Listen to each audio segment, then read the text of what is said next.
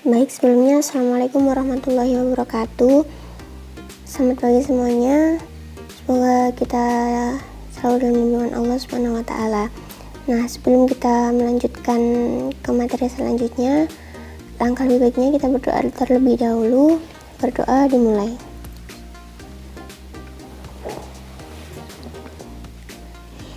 Baik, selesai. Jadi pada pertemuan kali ini atau pertemuan ketiga kali ini, di materi kita tetap sama, ini tentang teorema Pythagoras. Namun sebelum kita melanjutkan ke materi selanjutnya, di sini saya akan mereview ulang atau menyimpulkan dari materi kemarin, yang dimana materi kemarin tentang triple Pythagoras dan segitiga khusus, jenis-jenis segitiga khusus. Dan di sini yang pertama ialah dari triple Pythagoras. Apakah di sini dimaksud dengan triple Pythagoras? Jadi di sini yang dimaksud dengan triple Pythagoras merupakan tiga buah bilangan asli yang dimana dia memenuhi persamaan dari teorema Pythagoras. Dan cara mengujinya di sini ialah kita bisa menguadratkan sisi miring atau hipotenusa dari segitiga siku-siku, yakni C kuadrat. Lalu kita menghitung A kuadrat plus B kuadratnya. Dan contohnya semisal di sini saya buat bilangan 3, 4, dan 5. Dan C di sini saya misalkan sisi miring atau sisi terpanjang dari segitiga siku-siku. Lalu kita masukkan C kuadrat sama dengan 5 kuadrat, yang mana diperoleh hasil 25. Dan kita hitung A kuadrat plus B kuadrat, yakni 3 kuadrat plus 4 kuadrat sama dengan 25. Dan di sini diperoleh bahwa C kuadrat itu sama dengan A kuadrat plus B kuadrat. Jadi dari sini kita tahu bahwa tiga bilangan yang sudah saya sebutkan tadi, 3, 4, dan 5 merupakan triple Pythagoras. Karena apa? Karena dia tiga bilangan tersebut memenuhi persamaan dari teorema Pythagoras.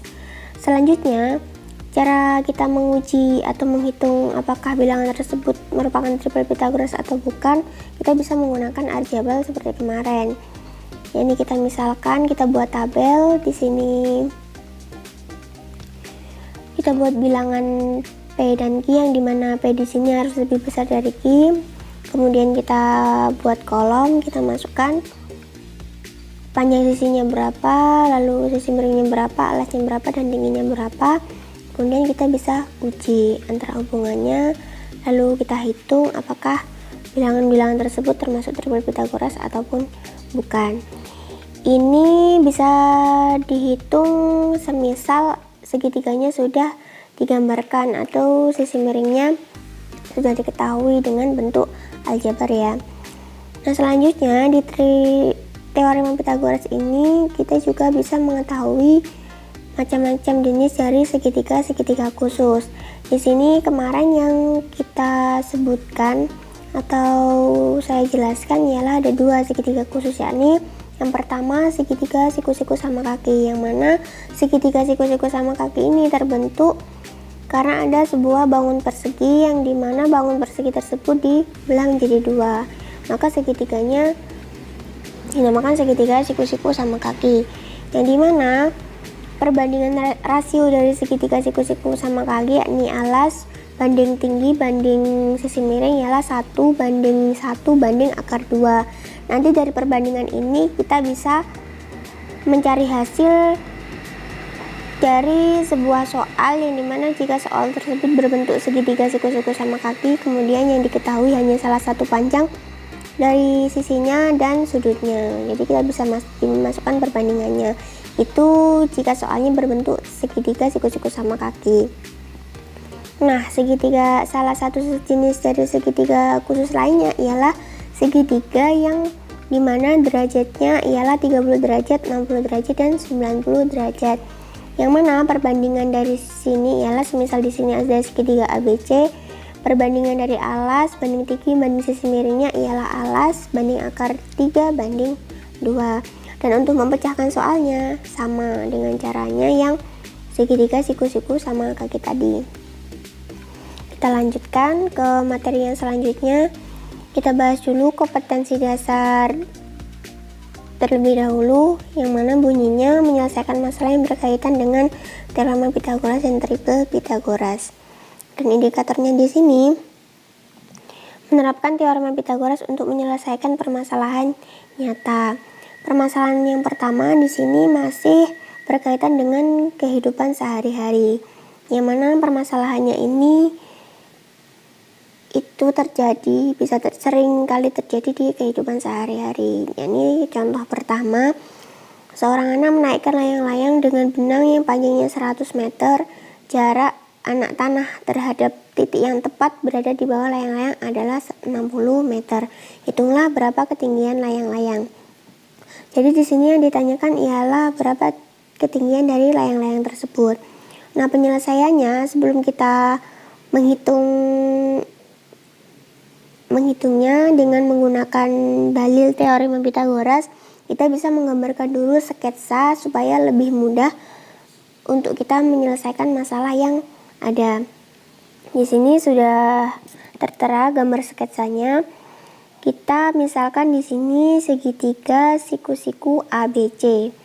Nah, di sini karena tadi seorang anak menaikkan layang-layang dengan benang yang panjangnya 100 meter. Jadi misalkan di sini saya berdiri, kemudian jarak saya dengan benang layang-layang yang sudah dinaikkan ke atas itu sama dengan 100 meter. Itu kan berarti miring. Dari saya di sini sampai ke layang-layang itu berarti bisa dikatakan sisi miringnya atau sisi AC, yang dimana panjangnya ialah 100 meter. Kemudian jarak saya di titik bawah di tanah itu sampai dengan tinggi layang-layangnya itu lurus, itu jaraknya ialah 60 meter. Jadi dari saya di tanah ya, itu ke sana itu 60 meter. Nah, di sini yang ditanyakan berapakah ketinggian layang-layang. Jadi kan sudah dibentuk, berarti AC di sini sisi miringnya 100 meter dan alasnya ialah 60 meter. Dan yang ditanya ialah BC. Jadi kita masukkan tinggi layang-layang sama dengan BC. Ini BC kuadrat sama dengan AC kuadrat dikurangi AB kuadrat, jadi BC kuadrat sama dengan 100 kuadrat dikurangi 60 kuadrat, BC sama dengan 10.000 dikurangi 3.600, lalu BC sama dengan 6.400. Jadi di sini akar dari 6.400 ialah 80. Jadi dari sini bisa diketahui bahwa tinggi layang-layang tersebut ialah 80 meter. Selanjutnya di contoh kedua, ini masih tentang permasalahan sehari-hari. Di sini soalnya berbunyi, setelah 5 tahun berlatih ilmu kanuragan, Zamrod, pendekar gempal, memutuskan meninggalkan padepokannya untuk mengamalkan semua ilmu yang telah ia dapatkan. Jadi Zamrod ini merupakan nama orang yang berlatih ilmu kanuragan tadi. Dengan langkah mantap, ia berjalan kaki sejauh 9 km ke arah utara, kemudian memutar haluan dengan berjalan ke arah barat sejauh 12 km. Berapa kilometerkah jaraknya sekarang dari padepokan? Jadi penyelesaiannya sama, kita buat sketsa dulu atau gambar dari perjalanannya si Zamrod tadi. Di sini Zamrod memutuskan untuk meninggalkan padepokan. Ia berjalan kaki, misalkan saya di sini sebagai Zamrod ya, titik P di sini sebagai Zamrod, kemudian dia berjalan kaki sejauh 9 km ke arah utara. Kita tarik ke arah utara, P ke arah utara itu 9 km. Kita tulis. Selanjutnya, dia memutar haluan dengan berjalan ke arah barat sejauh 12 km. Kita belokkan ke arah barat sejauh 12 km. Nah, yang ditanya di sini berapa kilometerkah jaraknya sekarang dari padepokan.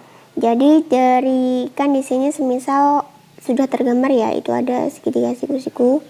Kita tarik sisi miringnya. Di sini ada segitiga siku-siku PUB. Kita misalkan gambar tadi merupakan segitiga siku-siku PUB, yang mana siku-sikunya ini berada di U. Dan P ke U ini merupakan jarak dia ke utara. Jarak U ini utara, B itu barat. Jadi kita hasilkan variabelnya dari situ. P ke U ini atau alasnya itu 9 tinggi ya, 9 km, dan kemudian utaranya ke barat itu 12 km atau bisa disebut dengan alas. Nah, yang dicari di sini adalah PB atau jaraknya dari padepokan. Jadi langsung kita masukkan menggunakan teorema Pythagoras. Jadi yang diketahui tadi PU sama dengan 9 km, UB sama dengan 12 km. Yang ditanya di sini merupakan PB atau jarak dia dari padepokan tadi. Jadi kita masukkan PB kuadrat sama dengan PU kuadrat plus UB kuadrat. PB kuadrat sama dengan 9 kuadrat plus 12 kuadrat. 9 kuadrat 81 plus 12 kuadrat 144. Jadi dijumlahkan sama dengan 225. Jadi PB di sini akar dari 225 yakni 15. Dari sini kita bisa mengetahui bahwa jarak Zamrud dari padepokannya, dari jarak Zamrud sekarang ke padepokannya ialah 15 km. Jadi ini salah satu pengaplikasian teorema Pythagoras untuk menyelesaikan masalah pada kehidupan sehari-hari. Dan selanjutnya, ke contoh selanjutnya ini kita akan menyelesaikan masalah pada soal biasa atau pada soal bangun datar. Yang pertama di sini menentukan panjang diagonal persegi. Jadi kita akan menentukan panjang diagonal persegi menggunakan dalil Pythagoras. Di sini diberikan suatu persegi panjang ABCD seperti yang terlihat pada gambar di bawah ini. Jadi di sini AC merupakan diagonal, panjang diagonalnya. Kemudian cara kita mencari panjang diagonal itu bisa dengan dua cara, karena ini persegi yang dibelah ya, diagonalnya kan berada di tepat garis tengah. Maka AC kuadrat sama dengan AB kuadrat plus BC kuadrat, ini yang bagian bawah. Dan untuk yang bagian atas, AC kuadrat sama dengan AD kuadrat plus CD kuadrat. Langsung ke soal yang pertama. Sebuah persegi ABCD mempunyai panjang 8 cm dan lebar 6 cm. Tentukanlah panjang diagonal dari panjang dari persegi tersebut. Yakni yang diketahui di sini ialah panjang sama dengan P 8 cm dan lebarnya itu 6 cm. Dan yang ditanya di sini ialah panjang dari diagonal dari persegi tersebut. Jawabannya langsung kita masukkan. D kuadrat atau diagonal sama dengan P kuadrat plus L kuadrat. D kuadrat sama dengan 8 kuadrat plus 6 kuadrat. Dari mana? Dari yang sisi-sisi yang sudah diketahui tadi. D kuadrat di sini sama dengan 64 plus 36. Jadi 64 plus 36 ini sama dengan 100. Jadi D akar dari 100. Jadi di sini dia sama dengan 10. Akar dari 100 ialah 10. Jadi dari sini bisa diketahui bahwa diagonal dari D atau persegi ABCD tadi ialah 10 cm. Jadi ini merupakan salah satu permasalahan yang kita pecahkan menggunakan dalil teorema Pythagoras pada bangun datar. Kemudian kita juga bisa menentukan diagonal kubus dan balok. Namun pada kali ini saya menggunakan contoh dari balok. Diberikan suatu balok ABCD EFGH seperti yang terlihat pada gambar di bawah ini. Jadi di sini AG merupakan diagonal ruangnya. Kemudian AG kuadrat sama dengan AC kuadrat plus CG kuadrat. AG di sini merupakan diagonal ruang, keterangannya ya. CG di sini tinggi balok dan AC di sini diagonal bidang alas. Nah, selanjutnya alas dia mempunyai alas baloknya di sini ABCD. Untuk mengetahui panjang AC-nya yang bawah alas baloknya yakni menggunakan rumus AC kuadrat sama dengan AB kuadrat plus BC kuadrat. Dengan keterangan AB di sini merupakan panjang balok dan BC kuadrat merupakan lebar balok. Di sini karena dia mempunyai sebab AC mempunyai alas baloknya yakni AC kuadrat sama dengan AB kuadrat plus BC kuadrat, maka diperoleh rumus panjang diagonal AG bisa kita ubah menjadi bahwa AG kuadrat sama dengan AC kuadrat plus CG kuadrat. Itu yang pertama. Kemudian bisa kita ubah AG kuadrat sama dengan AB kuadrat plus BC kuadrat plus CG kuadrat. Kita tambah. Jadi di sini diagonal ruang atau AG kuadrat sama dengan P kuadrat plus L kuadrat plus T kuadrat. Langsung ke contoh soal. Di sini berbunyi suatu balok memiliki panjang, lebar, dan tinggi berturut-turut yaitu 12 cm, 9 cm, dan 8 cm. Tentukanlah panjang salah satu diagonal ruangnya. Di sini kan yang diketahui tadi panjangnya sama dengan 12 cm, lebarnya sama dengan 9 cm, dan tingginya sama dengan 8 cm. Dan di sini yang ditanya ialah diagonal ruang. Berdasarkan dalil Pitagoras, maka diperoleh caranya ialah dr kuadrat atau diagonal ruang sama dengan p kuadrat plus l kuadrat plus t kuadrat. dr kuadrat di sini sama dengan 12 kuadrat plus 9 kuadrat plus 8 kuadrat. Ini kita masukkan dari sisi-sisi yang diketahui tadi. Kemudian dr kuadrat sama dengan 144 plus 81 plus 64, yang dimana setelah kita jumlahkan hasilnya ialah 289.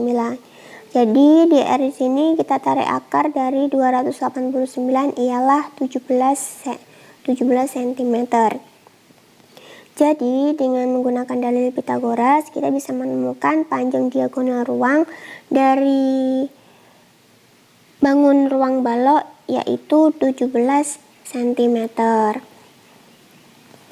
Jadi untuk contoh dari triple Pitagoras tadi untuk menyelesaikan masalah sama.